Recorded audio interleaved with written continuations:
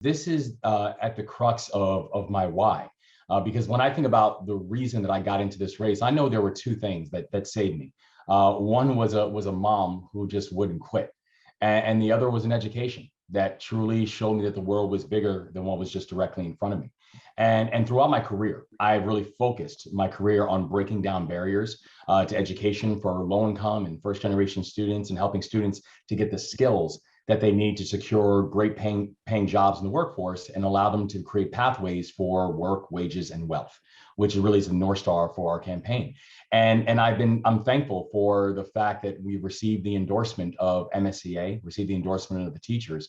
And really that's been because of the work that we've done together. The fact that I not only worked on the blueprint, but I testified on behalf of it.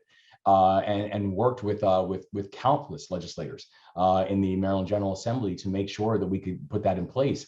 And my commitment as the governor is I will make sure that it is fully funded, but in partnership, we are going to work together that it is properly implemented. And so that is going to mean we are going to have pre-K for every single child in need in the state of Maryland, because as a leader, I am data-driven and heart-led. And the data continues to show that 80% of brain development happens in a child by the time that child is 5 years old. So why we have children starting school then makes absolutely no sense. We've got to start earlier. That we need to make sure that we are introducing more programs, more platforms for apprenticeship programs and trade programs. So students have a chance at an earlier stage in their academic careers to be able to understand that if they want to go on to be an iron worker or a carpenter or work on HVAC, that they have platforms to do that. That we have to combat this school to prison pipeline. And we have to make sure that we are truly tackling disrupted learning and prioritizing students' social and emotional well-being, while also ensuring that we have mental health supports, not just for our students, but also for our educators and our paraeducators and our ESPs.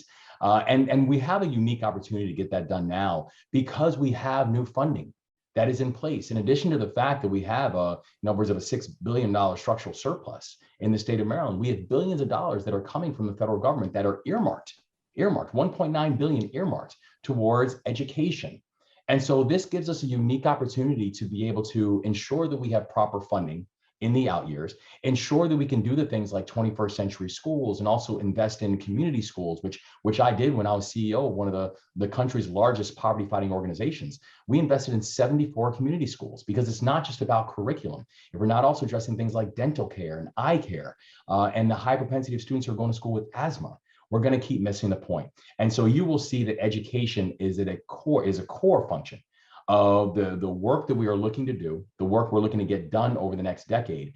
And while I will ensure that the blueprint is fully funded, I will work in partnership with our educators and our families to make sure that it's properly implemented. We have to ensure that we are going to do both, right? That we are going to ensure that we have a policing force that moves with appropriate intensity and absolute integrity. And we are going to make sure that all people within the state feel comfortable and safe in their own communities, in their own homes, and in their own skin. And I don't think we can choose between those two things. We've got to be able to do both. I think that the work that the legislature did last year with the criminal justice reform and policing reform was important work and an incredibly important first step. Basic things like, Maryland was the first state to have a law enforcement officer bill of rights. Now Maryland is the first state also to pull it back, and I understand why. And there needed to be a way to reevaluate what protections were in place with the Law Enforcement Officer Bill of Rights, that we needed to ensure that our law enforcement were using body cameras. It's not just important for the community, but it's important for law enforcement officers. So there was a lot that happened in that policing reform bill, which was really good and important. And I think it's important for this next administration, for our administration, to continue to build upon that. It's also, though, important to understand that the unique things that the state can do to be able to address these issues. Because when we're looking at this rise in violence, when we're looking at this deterioration of public safety that people are feeling, and you're right, it's not just Baltimore. I mean, half of the state has seen an increase in homicides over the past 4 years. Over half the states has seen an increase in rape. So we're looking at something that is not an urban issue, not a rural issue, not a suburban issue. We're watching it across the state of Maryland, and we need to be able to address it with a measure of urgency. And that includes things like fixing a parole and probation system, which is functionally broken. When you consider a third of the violent crime that's taking place within our areas are being done by people who in some way, shape, or form are in violation of parole and probation. Well, the important thing to know about that is that's a state function. That's DPP. And so when you're looking at understaffing and undermanned departments, it's easy to see why this issue of parole and probation violations are not getting the proper attention that they need. When you're looking at what's happening in juvenile crime, that is something that's a state function. The Department of Juvenile Services is a state function. And once again, it is understaffed and it is underfunded. And so we've got to prioritize making sure that people feel safe, because there is no greater responsibility for any chief executive than the safety of their people. It's something I take very seriously. It's something I've always taken very seriously. We also just need to change this narrative. I think it's, we fall into this false dichotomy of saying, are you pro police or pro community and pro? It's like these binary conversations that we're having as a society are not just counterproductive, they're dangerous. And I think it becomes important for us to have a chief executive who is going to say, that we're going to support and support those who are choosing to run towards danger. Those who in situations when the natural human instinct is to move in the other direction, that they don't just have a moral obligation, but they have an actual constitutional obligation to be able to move and support and protect a community. And I think that we have to come up with a way and be unapologetic about celebrating that, knowing that there is going to be accountability that comes along with people who take on that responsibility. And at the same time, knowing that that is going to be a good thing for our community, because the reality is that this sound, and this is just historic, a police siren has a different pitch depending on what neighborhood you live in. And we've got to be able to wrestle with that. We've got to be able to wrestle with that history and that reality, but to know that we are going to support those who are putting their lives on the line for all of us, but knowing that support does not mean does not mean do what you will. That support does mean accountability and transparency and working in partnership, that we can address those recruiting and those retention goals that we are going to have to hit if we are going to ensure measurements of public safety within our communities. When I talk about what are the things that we've got to get done over this next decade for the state of Maryland, it really breaks down to three different areas. We've got to make sure that our state is more competitive while also being more equitable and showing that's not a binary conversation. We've got to close the racial wealth gap, which right now in the state of Maryland is 8-1, and is having significant impacts on our economy and our economic growth. And we've got to address the issue of climate. And I'm glad you brought up transportation, because that's actually one of the functions we are going to have to be able to address all three. Recently I just said, okay, if I'm living in West Baltimore, for example, and I just got a job in Fells Point, which is just a few miles away from each other, how long would it take for me to get to work? And the answer, taking public transportation, the answer was 1 hour and 47 minutes. When I was CEO of one of the largest poverty fighting organizations in this country, we invested tens of millions of dollars in job training programs. But here's the reality. If I can't get to the job, then what's the point?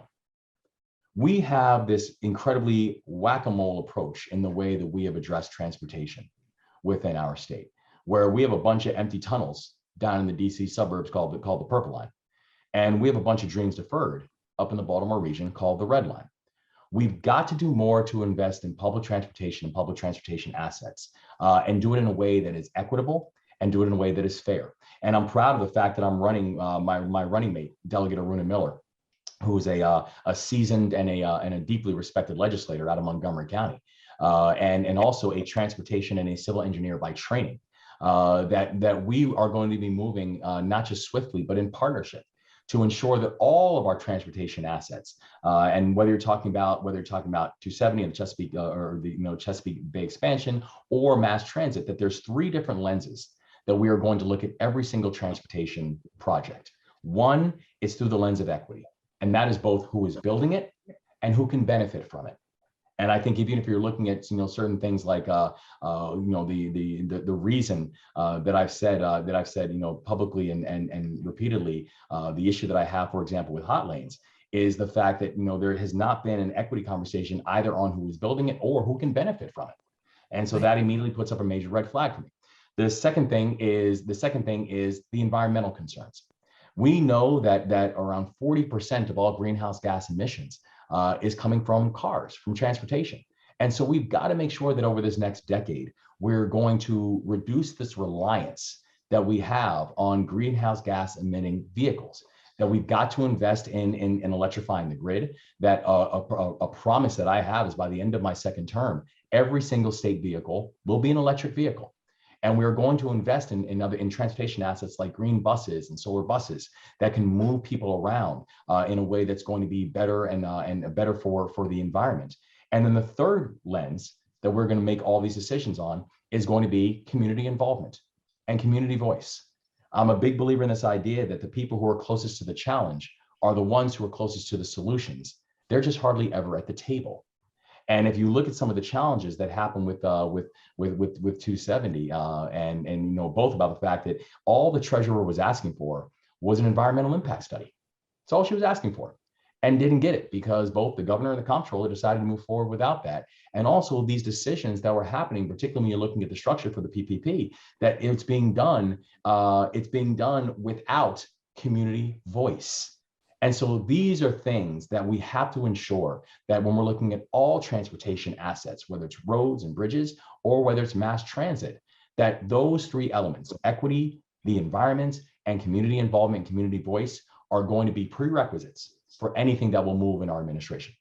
That is a no. It's especially when you're looking at this idea of hot lanes and having something that only a certain percentage of the population can benefit from is something that I have a real challenge with. We have to deal with the issue of congestion.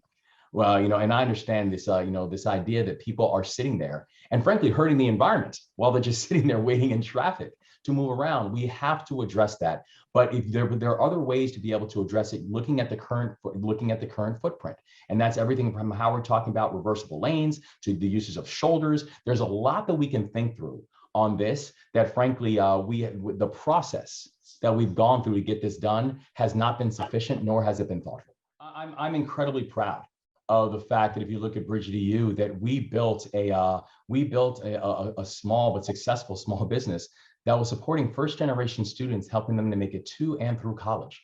That we were dealing with some of the highest at-risk populations inside of college and increased the retention rates by over 20%. That we served over 600 students. And at a time when that African-American led businesses, that 80% of them will fail in the first 18 months, that the fact that we built something that was venture-backed, served students, and then had a successful exit, I'm proud of that. And our team is proud of that. And I know that if you speak with students who are involved, they're proud of the work that they were able to do. I look at this, the fact that you're watching these desperate attacks that are being done because people see the way this campaign is resonating with voters across the state. The facts of my life are clear. I'm a very proud third generation Marylander. And I moved around a lot when I was a child because of trauma. Because I watched my father die in front of me when I was 3 years old because he didn't get the health care that he needed.